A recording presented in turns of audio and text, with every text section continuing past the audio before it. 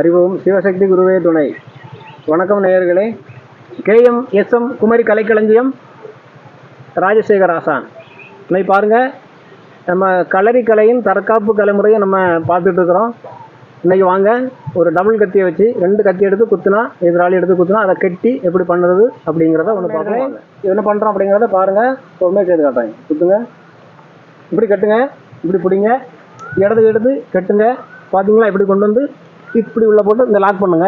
அப்புறமா இப்படி பறித்து இங்கே பாருங்கள், இப்படி வாங்கி இப்படி ஒரு குத்து.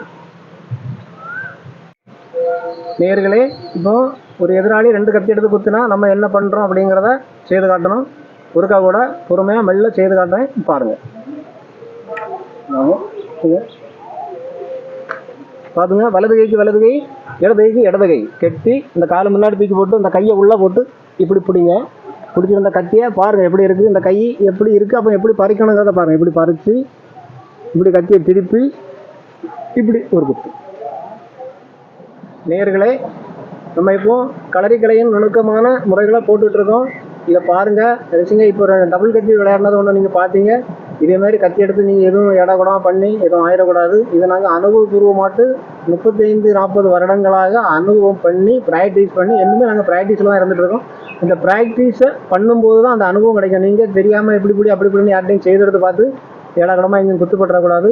யாரையும் எதுவும் பண்ணிடாதுங்க. அப்படி பண்ணுங்க அப்படிங்கிறதுக்கு தூண்டுதலாக இதை போடவில்லை. இப்படிலாம் இருக்குது, நீங்கள் தெரிந்து கொள்ளுங்கள் என்பதுக்காக தான் நாங்கள் இந்த வீடியோவை போடுறோமே தவிர தவறுதலாக நீங்கள் தயவு செய்து பண்ணிடாதுங்க. அனைவருக்கும் வேண்டுகோளாக நான் கேட்டுக்கொள்கிறேன். அப்படி நீங்கள் ஏதாவது பண்ணிட்டீங்கன்னா KMSM களரி கலைக்களஞ்சியம் ராஜசேகர் ஆசான் பொறுப்பு இல்லை. சரிங்களா? கவனமாக நீங்கள் கையாளுங்க, பண்ணுங்க, ப்ராக்டிஸ் பண்ணுங்கள், நல்லா விளையாடுங்க. அது உடம்புக்கு நல்ல ஒரு எக்ஸசைஸாக இருக்கும். அவ்வளோதான். இப்படிலாம் இருக்குது, நீங்கள் தெரிந்து கொள்ளுங்கள் என்பதுக்காக தான் அந்த வீடியோக்குள்ளே நாங்கள் இதை கொண்டு வந்து போட்டுட்ருக்கோம். சரிங்களா? தயவு செய்து தவறுதலாக நீங்கள் பயன்படுத்தக்கூடாது என்பதை அன்போடு கேட்டுக்கொள்கிறேன். பாருங்கள், ரசிங்க, லைக் பண்ணுங்கள், ஷேர் பண்ணுங்கள், சப்ஸ்கிரைப் பண்ணுங்கள். நன்றி, வணக்கம்.